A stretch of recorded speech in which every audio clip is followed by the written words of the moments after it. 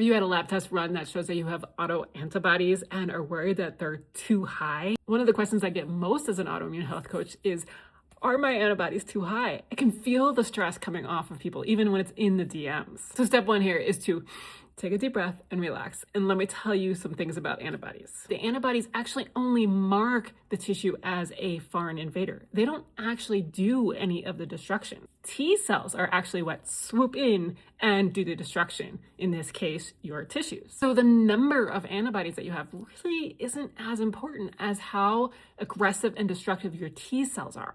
And I've seen people with like you would be scared high antibody levels with very little tissue destruction. And I've seen people with little antibody numbers with a lot of tissue destruction. So first of all, don't compare yourself with other people. If you hear so-and-so has this level and you have this level, don't assume that that makes you worse. It doesn't necessarily mean anything. You're trying to figure out your progress. If any of the modalities that you're using, like diet or lifestyle changes, are making a difference, compare your number with your number, and you want to see improvement over time, but it doesn't necessarily mean that if you're here and your friend is here, that she's any better off than you are. And do note that it can take months to really see any improvement sometimes with certain kind of antibodies as well. So it's not an overnight process. It can take a while. If you do have a test that says you are producing antibodies and you have symptoms, chances are you do have some of that T cell destruction going on.